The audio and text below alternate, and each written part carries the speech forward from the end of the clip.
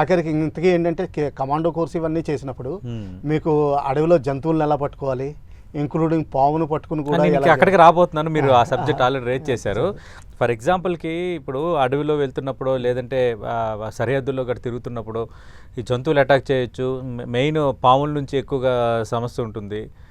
వాటికి ఎట్లా డీల్ చేయాలనే దాని మీద కూడా మీకు ట్రైనింగ్ ఉంటుంది. టోర్నికే ఎలా కట్ చేయాలి, ఎక్కడ బ్లీడింగ్ చేసినప్పుడు ఎలా కట్ చేయాలి, ఓకే, తర్వాత ఎలాగా ఇదేంటి దాన్ని డిస్ఇన్ఫెక్ట్ చేయాలి, ఇంకా అందుకనే నోరు లేకపోతే అంటే నోట్లో అల్సర్స్ లేకపోతే ఎలా పాయిజన్ పీల్చగలగాలి, ఇటువంటి అంటే చాలా రేర్గా అకేషన్స్ జరుగుతాయి. కానీ ఇప్పుడు ప్రస్తుతం బతికి ఉన్నారు ఒక జనరల్ అయాన్ కార్డోజో, ఆయన పేరు, ఈయన ఉన్నారు, ఢిల్లీలో ఉంటున్నారు. అప్పుడప్పుడు టీవీ షోస్లో వస్తారు ఆయన. ఆయన అయితే మైన్ ఫీల్డ్లో కాలిపోతే తానే కట్ చేసేసుకున్నాడు.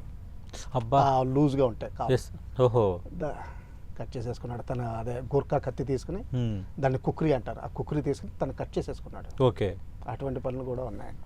అంటే ఇప్పుడు పాము కానీ అలాంటివి ఏమైనా విషసర్పాలు కరిస్తే వెంట మనం ట్రీట్మెంట్ చేసుకోవాలి, అంతే కదా సార్? అంతేనండి. ఓహో, ట్రైనింగ్ యాక్చువల్గా అంతకుముందు పాతకాలం క్యాప్స్లో 2 చిల్లులు గాలికి 2 చిల్లులు ఉంటాయి, గుర్తుందో లేదో? గాడిగా మీకు నార్మల్ క్యాప్లో కూడా మీరు మేము ఎఫ్ఎస్ క్యాప్ అంటాం, ఫీల్డ్ సర్వీస్ క్యాప్ అంటాం, అటువంటిది.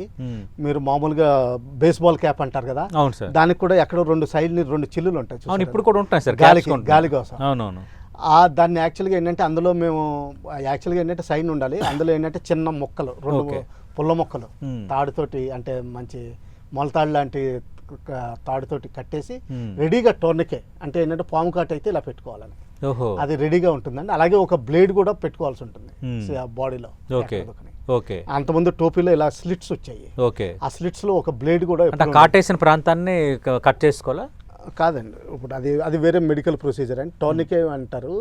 టోర్నికే ప్రొసీజర్లో ఏంటంటే అండి 2 ఇంచుల పైన అది తాడు కట్టేసి బ్లడ్ సర్క్యులేషన్ ఆఫ్ చేసేయాలండి అక్కడ, అంటే ఆ పాయిజన్ లోపలికి స్ప్రెడ్ అవ్వకుండా. దాని తర్వాత ఆ బ్లేడ్ తోటి అక్కడ స్క్రేప్ చేసి ఎవరో ఒకళ్ళు బ్లడ్ సక్ చేసేయాలండి, అంటే ఆ పాయిజన్ సక్ చేసేయాలి ప్రిఫరబుల్లీ. అప్పుడు దాని తర్వాత క్లీన్ చేయాలన్నమాట. దాని తర్వాత ఈ లోపల మెడికల్ ఎయిడ్ దొరికితే తర్వాత అలాగే ఫస్ట్ ఎయిడ్ కిట్ అని ఒక మీకు స్ప్లింటర్ ఇంజరీకి కూడా స్ట్రాంగ్ బ్యాండేజ్ కిట్, అంటే స్టెరిలైజ్ అయింది ఉంటుందండి మీకు, ఎఫ్ఎఫ్డి అంటారు దాన్ని, ఫీల్డ్ ఫస్ట్ ఎయిడ్ కిట్ అనమాట. అది మీకు బ్యాండేజ్ చేయడం ఇదంతా అది కూడా నేర్పుతారు. Yes sir. సార్, ఇప్పుడు ఇంకా ఫీల్డ్ లెవెల్ అన్నీ కొన్ని ఇంట్రెస్టింగ్ అంశాలు మాట్లాడుకున్నాం మనం. ఇప్పుడు మీ రెజిమెంట్స్, మీ ఆఫీస్, తర్వాత మీరు అందరూ ఉంటాయి కదా ఈ బెటాలియన్స్ అందరూ ఉండేవి, బ్యారెక్స్. ఈ బ్యారెక్స్లో ఎట్లా ఉంటుంది సార్? అంటే బ్యారెక్స్లో చాలా కఠినమైన సెక్షన్ ఉంటుంది అని ఇట్లాగా అంటుంటారు. అసలు మార్నింగ్ ఏ టైంకి లెగవాలి, ఎట్లా ఉంటాయి ఆపరేషన్స్? అంటే ఇప్పుడు హైదరాబాద్ లాంటి పీ స్టేషన్ తీసుకుందాం, రెవెల్లీ అంటారు మార్నింగ్. అప్పుడు ఆ టైంలో యూనిట్లో సెంటర్లో ఒక బీగుల్ మోయిస్తారండి, అది వస్తుంది మీకు బీగుల్ సౌండ్స్. ఈ మధ్యన నిన్న బీహారీ అది ఎక్కడో వేరే సౌండ్స్ వినిపించిన వేరే ట్యూన్స్, అటువంటి బీగులు వాయిస్తారండి. అంటే బీగుల్ అంటే ఏంటి సార్? ఒక వాయిద్యం. జనరల్ గా మన ఇండియన్ వాయిద్యం కాదు, అది అమెరికన్ది, సారీ బ్రిటిష్ది. ఏ టైం సార్? తెల్లవారుజామున ఏ టైం? అది యూనిట్ డిసైడ్ చేస్తుందండి. అంటే ఇప్పుడు మీరు మణిపూర్ వెళ్ళారు అనుకోండి, ఇక్కడ మన 6:30, మనకి అక్కడ 6:30 అయిపోతుంది, ఇక్కడ 5 అయినా కానీ గంటన్నర తేడా వస్తుంది.